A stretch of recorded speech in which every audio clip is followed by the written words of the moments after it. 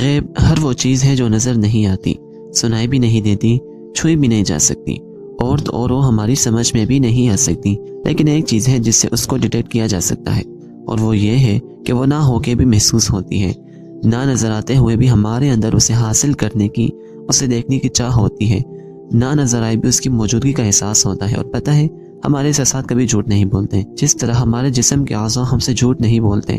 زخم لگتا ہے تو درد ہوتا ہے، آگ نظر آتی ہے تو ڈر لگتا ہے، گلاب کے پھولوں کا بوکے آپ کو دیا جائے تو آپ کی آنکھوں کو وہ فرحت بخشتا ہے۔ یہ تو ہو گئی باہر کی دنیا کی باتیں۔ اسی طرح ہماری ایک اندر کی بھی دنیا ہوتی ہے جس میں ہر وہ چیز محسوس ہوتی ہے جو غیب ہو، جو مادہ نہ ہو، جو احساسات سے بنی ہوتی ہے۔ ہمارے اندر کی غیبی دنیا، ہماری روح، اس دنیا کے بارے میں ہم پھر کبھی ڈسکس کریں گے انشاءاللہ۔ ابھی ہم نے صرف یہ دیکھنا ہے کہ یہ غیب ہوتا کیا ہے اور اس پر ایمان کیسے لایا جاتا ہے۔ ایسے ہی جیسے اللہ کو الہ ماننے پر ایمان لائے ہیں ہم سب، اللہ کو خدا ماننے کے لیے آپ نے کیا کیا تھا؟ آپ کو کیسے یقین آیا کہ اللہ ہی اللہ ہے، وہی خدا ہے جس کی عبادت کرنی ہے؟ حالانکہ نظر تو نہیں آتا، وہ سنائی بھی نہیں دیتی اس کی آواز، پھر کیسے آپ اس پر ایمان لے آئے؟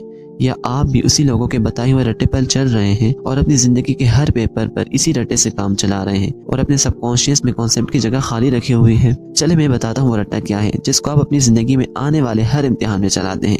ہر مشکل آتے ہی آپ پریشان رہتے ہیں، کیوں ہو جاتے ہیں؟ کیونکہ آپ نے کنسیپٹ سمجھنے کی بجائے رٹے سے کام چلایا ہوتا ہے۔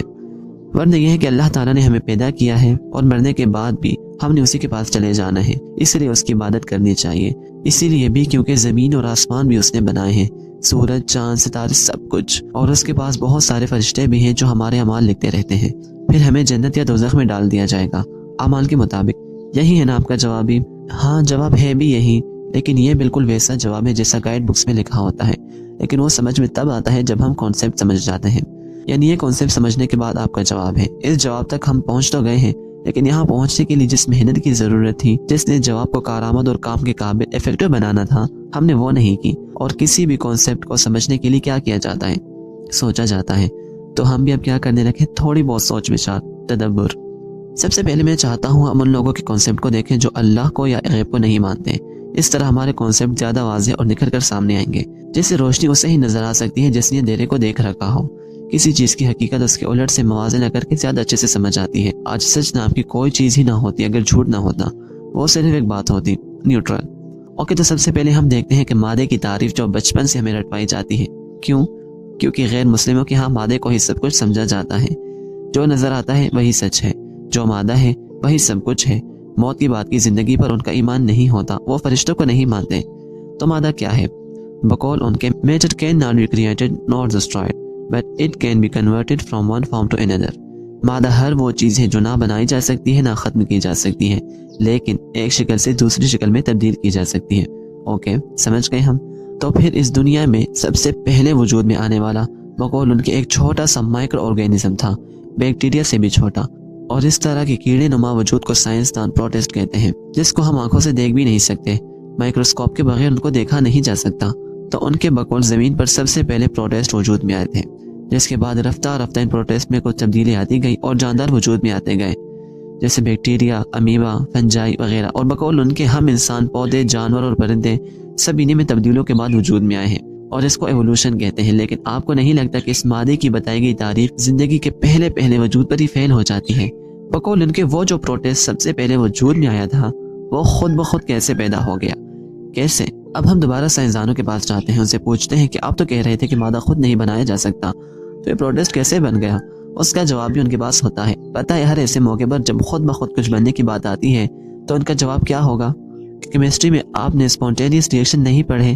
اسپونٹینیس کا مطلب ہے خود بخود ہو جانے والے ریئیکشنز۔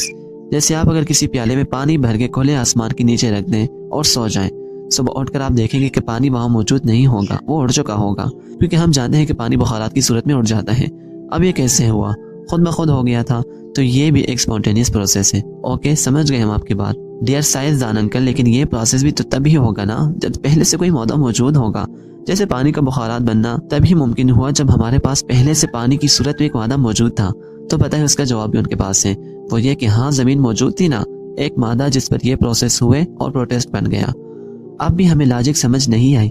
پانی تو بخارات تب بنتا ہے جب آس پاس ٹیمپریچر نام کی چیز ہو، لیکن جب ہم چولہے پر رکھ کر پانی کو ابالتے ہیں تو وہ جلدی بخارات میں تبدیل ہو جاتا ہے۔ لیکن اگر ہم نارمل ٹیمپریچر پر اسے رکھیں تو وہ آہستہ آہستہ بخارات کی شکل اختیار کرتا ہے، تو بھی تو پھر اسے پوری رات کا وقت لگ جاتا ہے۔ اس کا جواب ہمیں یہ ملے گا کہ زمین پر ہونے والی بارشوں کے ذریعے سے یہ اسپونٹینیس پروسیس ہوا تھا، اور زمین میں موجود نمکیات سے اس بارش نے ریئیکشن کیا اور وہ جاندار وجود میں آ گیا۔ لو جی، اب یہ بارش کہاں سے آ گئی؟ یہ نمکیات خود بخود زمین میں کیسے آ گئے؟ اور یہ زمین پہلے سے بنی کیوں بیٹھی ہے خود بخود؟ مادہ تو نہیں بنایا جا سکتا تھا نا سائنسدان انکل؟ اوکے، تو زمین یعنی یہ پوری کائنات بنی تھی ایک زوردار دھماکے سے، یعنی کہ بگ بینگ تھیوری۔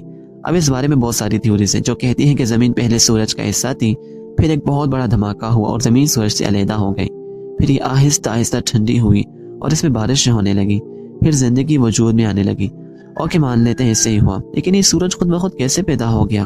اور وہ کسی دھماکے سے پیدا ہوا تھا؟ خود بخود ہو گیا تھا دھماکہ؟ سورج بھی اسپونٹینیس پروسیس سے بنا تھا؟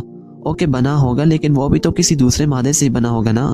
سائنسدان انکل، آپ یہ بات مان کیوں نہیں لیتے کہ کہیں نہ کہیں ایک مادہ موجود تھا جس کی وجہ سے زندگی وجود میں آئی، اور وہ مادہ خود بخود بھی نہیں بنا تھا بلکہ بنایا گیا تھا؟ ہر چیز کے پیچھے ایک مقصد تھا۔ اگر ایسے خود بخود اپنی مرضی سے سب کچھ ہوتا ہی جا رہا تھا تو آپ کیوں ریسرچ کر رہے ہیں اتنی؟ سب کچھ ہوتا جائے خود ہی، سب کچھ خود بخود ہی تو ہونا ہے نا۔ جس طرح زمین اور سورج دھماکے سے پیدا کیے گئے تھے، تو کیا پتا ابھی زمین پر ایک دھماکہ ہو اور کوئی نئی دنیا بن جائے؟ کیا پتا ابھی آپ کے اندر ایک دھماکہ ہو خود بخود اور آپ ڈریگن بن جائیں؟ نہیں نا، ایسا ممکن نہیں ہے۔ بالکل ایسے ہی وہ جو آپ نے خود بخود دھماکے بنا کے زمین اور سورج پیدا کروائے ہیں نا، وہ بھی ایسے پیدا نہیں ہو گئے تھے بلکہ وہ اللہ نے پیدا کیے تھے۔ سائنسدانوں کو صرف وہی باتیں پتہ ہیں جو علم کی بدولت ان کے ہاتھ لگی ہیں، جو تدبر اور کوشش سے ان کے ہاتھ لگی ہیں۔ جہاں تک کوئی مادہ تھا وہاں تک ان کی بات سمجھ میں آئی، اور جہاں مادہ ختم ہوگا اس کا جواب سائنسدانوں کو نہیں پتا ہوگا۔ پتہ بھی ہوگا کوئی جواب تو وہ بھی یہی ہوگا، کسی چیز سے ہی کچھ بنا تھا، لیکن وہ جو ان کی ڈکشنری میں سب سے پہلا مادہ تھا نا، وہ کہاں سے بنا ہی ان کو نہیں پتا، اور وہ اسے بھی کسی اسپونٹینیس ریئیکشن کا نام دے کر جان چھڑا لیں گے۔ لیکن پتہ ہے ان کی باتیں کافی حد تک ٹھیک ہیں، درست ہے، بس یہ جو ان کی کچھ باتوں میں اسپونٹینیس یعنی خود بخود کی لاجک آ جاتی ہے نا، یہ سمجھ میں پتہ ہے کیوں نہیں آتی؟ کیونکہ یہ غیب ہے۔ یہ ہر چیز اور ہر خیال جو آخر میں آ کے رک جاتا ہے کہ یہاں تک تو عقل میں باتیں آ رہی ہیں، لیکن یہ جو اچانک خود بخود سے کچھ ہو گیا ہے، یہ سمجھ سے باہر ہے، تو دراصل وہ غیب سے ہوتا ہے۔ جہاں عقل کا راستہ ختم ہو جاتا ہے، غیب کا راستہ وہاں سے شروع ہوتا ہے۔ جہاں بصیرت کا سفر طے کرتی ہے، غیب کا راستہ وہاں سے شروع ہوتا ہے۔ اور یہ اتنی لمبی زندگی کے وجود میں آنے کی کہانی جو میں نے آپ کو سنائی ہے، اس کی وجہ یہ ہے کہ آپ کو بھی ایسے ہی غیب پر ایمان لانا سیکھنا ہے۔ ہماری زندگی، ہماری ذات میں ہزاروں لاکھوں ایسی مثالیں موجود ہیں جن میں ہمیں غیب کو سمجھنے میں مدد ملتی ہے، لیکن ہم ان پر دھیان ہی نہیں دیتے، ہم ان پر تدبر بھی نہیں کرتے، تبھی ہم پریشان ہوتے چلے جاتے ہیں۔ تبھی ہمیں سے کسی مشکل کے آنے کے بعد صبر نہیں کیا جا رہا ہوتا، چاہ کے بھی ہم بدگمان ہونے لگتے ہیں ہر کسی سے، اللہ سے، خود سے۔ کیوں؟ کیونکہ ہم بھی سائنسدانوں کی طرح اسپونٹینیس پروسیس پر یقین کر بیٹھتے ہیں، کیونکہ اس لمحے ہم بھی صرف علم کی حد تک باتوں کو سمجھ رہے ہوتے ہیں۔ زندگی تو وہ غیب کو نہ ماننے والے سائنسدان بھی گزار رہے ہیں، زندگی تو آپ بھی گزار رہے ہیں۔ انسان کو علم دیا گیا ہے، وہ اسے سب کچھ کر سکتا ہے، لیکن ایک پوائنٹ پہ آ کے اس کا علم بھی جواب دینا چھوڑ دیتا ہے۔ تب پھر ہم سے صرف انسان رہ کے کام نہیں ہوگا، ہمیں مومن بن کے دکھانا پڑے گا، ہمیں غیب پر ایمان لانا پڑے گا۔ آگے کی باتیں تبھی ہماری سمجھ میں آئے گی۔ فرض کریں آپ کسی ایگزام یا انٹرویو میں بری طرح فیل ہو گئے اور آپ کے پاس کوئی دوسرا چانس بھی نہیں، یا آپ کسی فیوریٹ انسان یعنی کہ آپ کا محبوب آپ کو چھوڑ کر چلا گیا، یا آپ کی بہت پکی دوستی ٹوٹ گئی، وغیرہ وغیرہ۔ یہ وہ کنڈیشنز ہیں جن میں سب سے زیادہ صبر کرنا مشکل لگتا ہے۔ یہ وہ لمحات ہوتے ہیں جب آپ کو سمجھنے والا کوئی نہیں ہوتا۔ آپ کے دکھ پر لوگ آ کے کہتے ہیں کہ صبر کرو، سب بہتر ہو جائے گا، لیکن آپ کو اس قسم کی تسلیوں سے شدید چڑھ ہو جاتی ہے۔ آپ کو لگتا ہے کہ آپ کا دکھ بہت بڑا ہے، کوئی اسے محسوس نہیں کر سکتا، آپ بہت مظلوم ہیں، آپ کو ہمدردی چاہیے ہوتی ہے، لیکن نہ ایسی ہمدردی آنی ہوتی ہے نہ آتی ہے۔ آپ کی حالت بھی اس لمحے ایک زوردار دھماکے کے بعد وجود میں آنے والے بے جان زمین کی طرح ہوتی ہے، خالی، بنجر، بیکار۔ لیکن پتہ ہے پھر زمین کی مٹی کو کون سیراب کرتا ہے؟ بارش۔ نمکیات کی یہ بارش جب اس زمین کی مٹی پر گرتی ہے تو اسے زرخیز کرتی ہے۔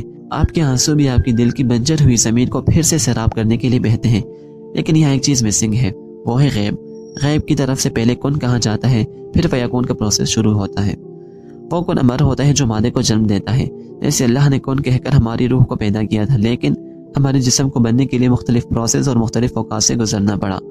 ہماری ذات میں جہاں جہاں بھی اسپونٹینیس پروسیس ہوتے ہیں، اس کا مطلب ہے وہاں غیب کا کن فیکون میں تبدیل ہو رہا ہے۔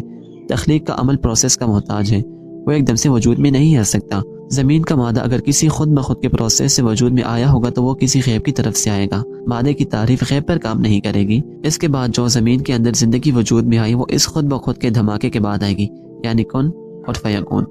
مادے کے وجود میں آنے کے بعد فیکون کا عمل وقت مانگتا ہے۔ اسے رزلٹ بنانے کے لیے ایک فارم سے دوسری فارم میں تبدیل ہونا پڑتا ہے۔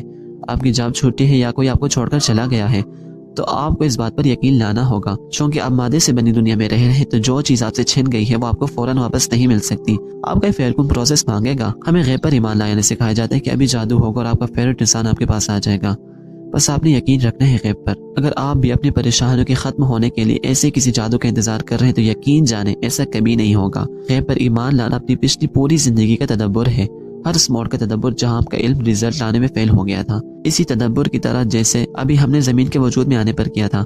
بار بار سوالات پوچھ آپ کو غیب پر یقین خود پر غور کرنے کے بعد آئے گا کہ آپ کے اندر جو اتنے پروسیس ایک ساتھ ہو رہے ہیں وہ اتنے پرفیکٹلی کیسے ہو رہے ہیں۔ آپ کا دل خود بخود کیسے دھڑک رہا ہے، یہ دھڑکنا رک جائے تو آپ کے جسم کو خون بھی نہیں ملے گا، اور اگر آپ کے جسم کو خون نہ ملا تو آپ کو وٹامنز اور منرلز نہیں ملیں گے جن کی وجہ سے آپ ایک نارمل زندگی گزار رہے ہیں۔ اور اگر واقعی دل بند ہو جائے تو وہ جو اس مادے سے دوسری فارم یعنی جسم کے سارے اعضاء کام کر رہے ہیں وہ بھی ختم ہو جائیں گے، اور کیا ہوگا؟ آپ کی ذات کا مادہ تباہ، ختم۔ لیکن یہاں کہ آپ سائنسدان کی بات پر یقین کریں گے کہ مادے کو تباہ نہیں کیا جا سکتا، اور آپ یقین کر بھی لیں تب بھی آپ زندہ نہیں بچ سکیں گے، تو آپ کے پاس غیب پر ایمان لانے کے سوا کوئی دوسرا آپشن ہے ہی نہیں۔ اسی طرح اپنے جسم کے ایک ایک عضو کے بارے میں سوچیں، اور یہ بھی سوچیں کہ آپ تو صرف سوچ رہے ہیں جبکہ یہ سب اتنے پرفیکٹ طریقے سے خود بخود چل رہے ہیں۔ آپ کچھ بھی نہیں کر رہے، آپ تو سوچنے کے لیے بھی ذہن کا استعمال کر رہے ہیں جو خود بخود کام کر رہا ہے۔ آپ کو اسے چلانے کے لیے کچھ نہیں کرنا پڑ رہا، تو کیا یہ جو باہر کی دنیا میں ہو رہا ہے اس پر آپ کا کچھ اختیار ہے؟ آسمان سے برسنے والی بارش کا زمین پر گرنے میں کوئی اختیار ہے؟ زمین پر اس بارش کے گرنے کے بعد وہاں سے نکلنے والے پودے، نباتات اور جانداروں پر زمین کا کوئی اختیار تھا؟ سب کچھ خود بخود ہو رہا تھا نا۔ مادہ ایک فارم سے دوسری فارم میں بدلنے کے لیے بھی آپ سے کچھ وقت مانگ رہا تھا، نہیں نا؟ خود بخود ہوتا جا رہا تھا نا۔ تو کیا آپ کی زندگی میں کسی کے چلے جانے سے زندگی ختم ہو جائے گی، یا پریشانی ہمیشہ پریشانی رہے گی؟ آپ کو پتہ بھی نہیں چلے گا، غیب کی طرف سے خود بخود سب ہوتا چلا جائے گا۔ ہر گزرتے دن کے ساتھ آپ کی نشو و نما ہوتی چلی جائے گی۔ زمین پر اگنے والے پہلے جاندار کو مزید بہتر جاندار میں تبدیل ہونے کے لیے زمین کا ساتھ چھوڑنا پڑے گا، اسے اپنی فارم کو بہتر فارم میں تبدیل ہونے کے لیے ختم ہونا پڑے گا۔ جب کچھ کھوتا ہے تو وہ بہتر فارم میں ہمیں ملنے کے لیے تیار ہو رہا ہوتا ہے۔ جب بھی کوئی پریشانی آئے تو اس سے نکلنے کا سب سے بہترین طریقہ خود کو غیب کا یقین دلانا ہے، اور وہ کیسے دلایا جا سکتا ہے؟ خود پر غور کر کے، خود پر تدبر کر کے۔ ہدایت دراصل ملتی ہی تب ہے متقین بن کے اور غیب پر ایمان لا کے۔ ملتے ہیں اگلی ویڈیو میں، تب تک کے لیے اللہ حافظ۔